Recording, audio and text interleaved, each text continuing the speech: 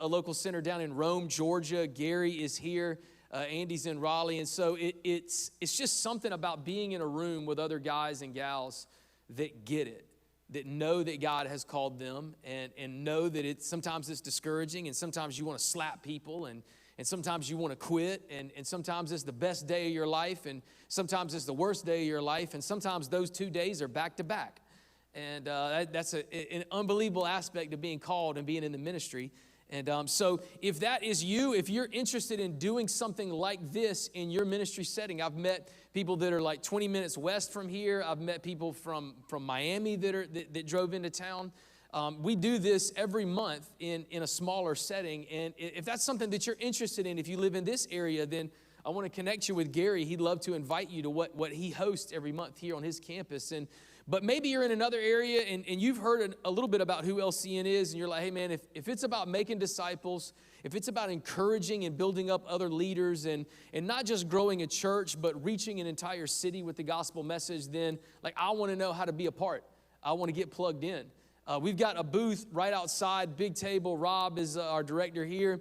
Over to the left, we're going to be at the booth. We would love to connect with you and just talk about what it would look like for you to join the family. That's what we're doing. I'm ready to adopt all of y'all. And so like if you're interested in learning more about that and being a part of the family and being able to place to call home that loves pastors and leaders and is focused on making disciples, then we want to do that. Another thing that we're going to talk about in a minute is something that Gary and Jason have gone through over the past 10 months. We've got a 10-month coaching cohort that we are finishing up in February. And this is what is an opportunity for you, every leader, every pastor in here. What we did with various churches from size of 100 in rural areas to churches that are over 3,000. What we did was sat down with those church leaders over the course of 10 months, and we helped them get a customized, personalized discipleship pipeline. Now, what this means is you can take a person that walks into your door for the very first time, and you can go through a process with them that'll take them from first-time guest to lifelong follower of Jesus. From maybe a person that's been attending your church for years now, how do you take them from where they are and turn them into a disciple maker, becoming who God called and created them to be? And so I'm not telling you that I'm just going to give you a piece of paper with a copy and paste and, what I did in North Carolina will work for you, so just do it here. We sit down and every person that goes through our cohort gets an individual coach that will help them determine in your context, in your ministry, in your neighborhood, in your city, with your people, with your budget, with your staff, with your congregation, what would it look like to come up with this pipeline to move people through and help them become a disciple of Jesus. If that's something you're interested in, we would love to help you. We're just getting ready to graduate our first class. Two of the guys here are with us, and so they're going to talk a little bit about that in a minute. But if that's interesting to you, if you need some help in that area, then we'd love to give you the resources that we have and connect you with coaches and churches all around the country. But that kind of leads into the first question that I want to ask you guys. I know we've been in the coaching cohort together. And Andy's taught some of those sessions. But 2023, no, it's 2024 now. 2024, what do you guys think is the biggest obstacle that churches, leaders are facing right now? What's the biggest problem, the biggest issue that you see that we're facing? Talk to me about that.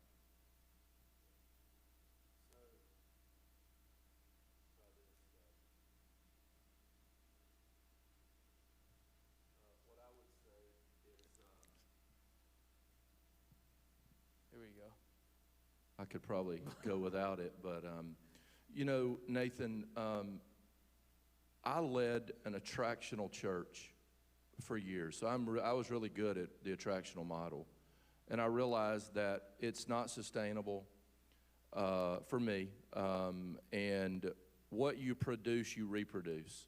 And so in saying that, several years ago, God gave me a passion for disciple making.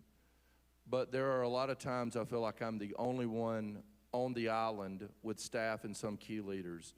It's called the Great Co-Mission. Co means shared, and it's a mission. It's the bullseye. And the thing about it is the last thing Jesus said is go make disciples. but it's oftentimes not the first thing that we do. And so that's the challenge for me. The church, is great at a lot of things, but we've got to be great really at one thing. What you think, Gary?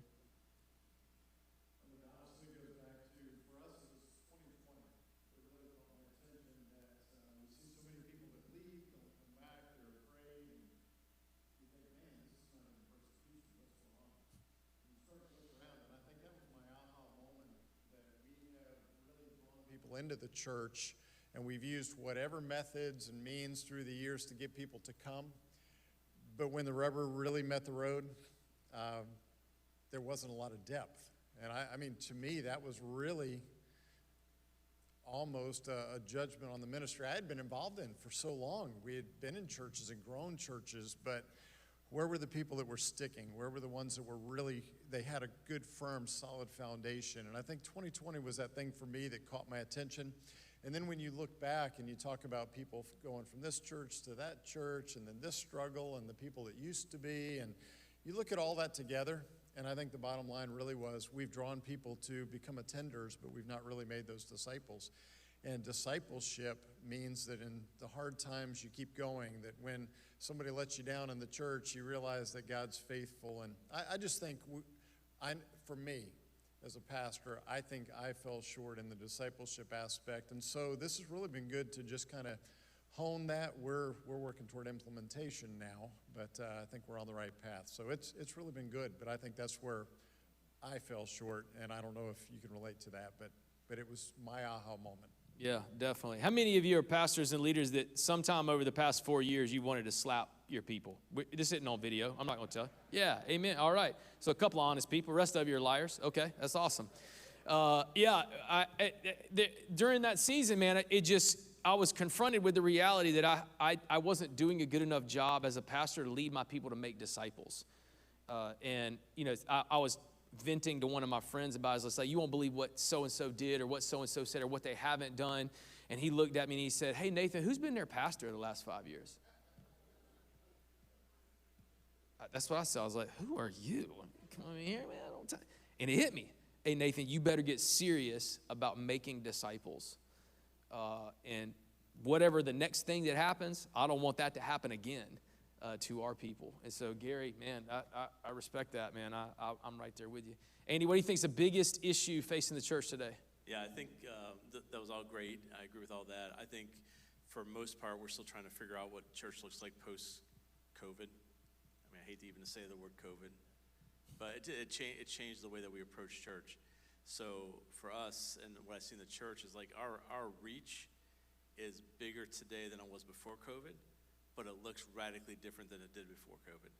So how do we reach people now in a new reality where we're competing more for time? There's competition with their schedules. There's consumer Christianity that's higher now than it was before, yet you're actually reaching more people. And so it's a whole different way of processing and thinking about how does the church do that well. And so I see that struggle all over the place with pastors, just trying to figure out what we used to do doesn't work.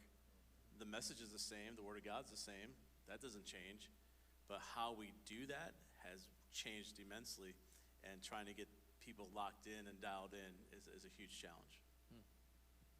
So one of my favorite ways to learn is like, hey, if you're doing something that's working, I want to know about it, and if you've made a big mistake, I want to know about it, so I don't make that same mistake. I like learning when you've done the hard work already. So share it with me. What's something that you guys have learned either through a failure or through some success over this past season? What have you done that, you got a group of leaders out here, and you're like, hey, I got to tell you this because it's been so beneficial, made such an impact. What's worked for you either personally or in your ministry over this past season that you can share with these leaders? I'll start on that one. And that was, I think it really comes back to, and he didn't ask me to say this, but I think in that aspect, it really was the noticeable failure was we do church, but we don't have a plan. And I think that was one of the things that the cohort really helped me realize was we don't have a plan. And so as we started to develop a plan, as you mentioned, it's different for each church. Our team has been sitting down and talking through this, and we've taken months and months, but the idea is really to to say, where are our people and how do we move them to the next point? Almost to the point as we're talking through it, it's like, okay, let's do it. But I think so oftentimes we just jump out and want to do something and we don't really know what we're doing. And as they say, the sure way to, every time you aim at nothing, you're sure to hit it. Well, I think that's what we had done. And so we've gathered some materials. I see some folks back here that, I got some great discipleship material from. I learned from LCN. And for me, it has really been the failure of, man, I've been doing this a long time. But there was no plan. And nobody really ever gives us that plan to say, this is step one, step two. We actually started calling it next steps in our church, and we want to make it so simple that our people know, I'm at step one. What is step two? How do you get to step three? And the cohort through LCN has really helped me to see that. And I think that that is going to make a huge difference in our church family in 2024. So for us, I think the season has taught us, we were probably a church that was very much modeled after siloed ministries.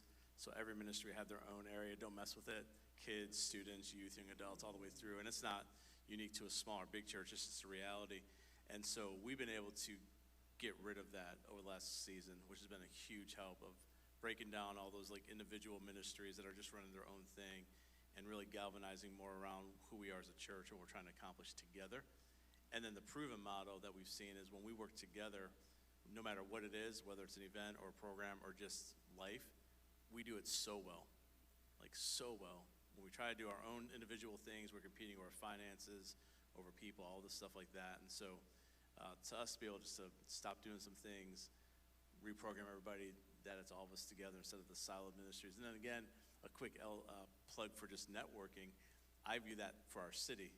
Like my church is not going to win our whole city without your church. So we have to work together with churches. And so networking with churches and other pastors, it's kind of the same idea because churches can get siloed. Like we're doing our own thing and I don't care what anybody else is doing in the city. But when you start to actually network with other churches and pastors, you start to realize that winning the city is actually possible. It's not impossible. But that also requires kind of taking down that wall of what's mine is mine and yours is yours and playing well together. But I see that within our church too, that we've been able to move beyond. My biggest failure was me. And what I mean when I say that is I was a pastor, but I was not a disciple. And you can be a pastor and not be a disciple. A disciple is one who sacrifices. And I looked at my church, and I wanted them to be something different than who I really was on the inside. And so out of that failure, God did a work on the inside, and now we're beginning to see the work on the outside. And so my encouragement would be to any leader, if you're looking at your church and wanting them to be different, God always starts with you. And God always does the work in you. And so I blamed my church, but really the one I should have blamed was me. And that's the awesome thing about a local center, because I had guys that loved me in spite of my immaturity spiritually. And I was able to talk with them and process with them because they feel what it's like to manage the tension of being a pastor. If I didn't have those guys, I don't know where I would be. Guys like you and Rob and others. And so, man, my biggest failure was me. I can't say it was one thing I did. It was just I was broken on the inside. I know we joke about how nice it is here and the weather and the sun and everybody looks so good. But let's be real, man. Ministry's hard. Life as a follower of Jesus is hard. Now, you don't have to be in full-time vocational ministry to realize, man, it can be difficult to follow Jesus in the world that we're living in right now. And one of the things, man, that I appreciate so much about the relationships that we built with the network, it's over 5,000 churches have been planted since 1981. Another 800 or so churches that were pre-existing came on board. Traditional style churches came on board with LCN that maybe had a connection with Liberty University or just maybe just loved disciple making. But to be able to have that family and network, the connections, the relationships that were built to be encouraged has meant a lot to me. But last question before we get into the last session, man, what's something, we call it Refuel. You know, the heart behind today is to bring people that are the tip of the spear. They're on the front lines, Man, I don't know what you're going through. I don't know what's going on with your family, with your kids, man, with your staff, with your church, with you, with the needs that you might have. But one of our goals with Refuel is that you would come in here, however you are, and then leave re-energized, leave refueled, with the calling reignited in your heart to what God's called you to do. So guys, could you just give one piece, man, just one piece of encouragement, one thing that you would share with leaders here today before we transition to the last session about, man, this is put some wind in their sail as they continue to serve Jesus faithfully wherever they are. Yeah, I'll start this one. I would say, kind of to your point earlier, I heard this statement a long time ago that ministry is brutal. It's both brutal and beautiful. And I think you have to lean into both sides of it. You can't just lean into the beautiful side and not feel the brutal side as well. But I would say the encouragement to you is in this room, I hope you're reminded that you also don't have to do it alone. You don't got to do it by yourself.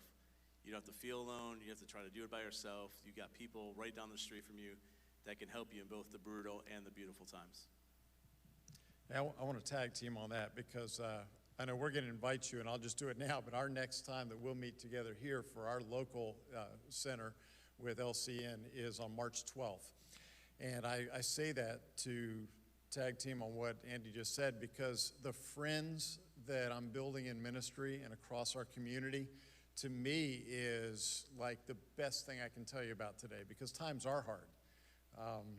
They're difficult in the church, they're difficult in your family, and sometimes you don't know where else to go.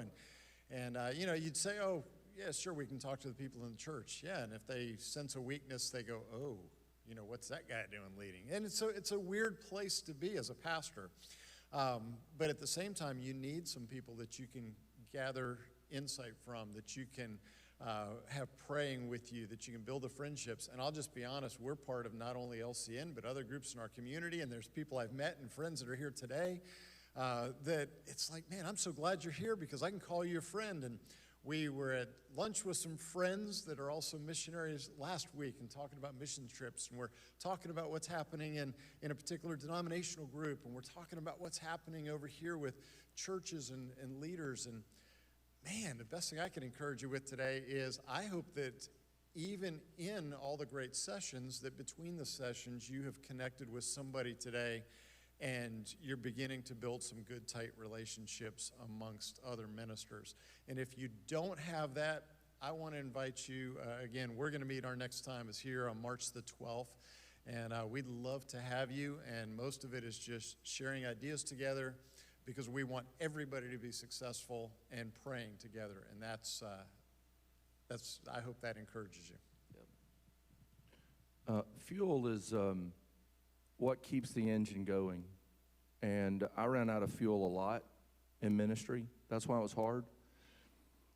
But we get fueled in the secret place.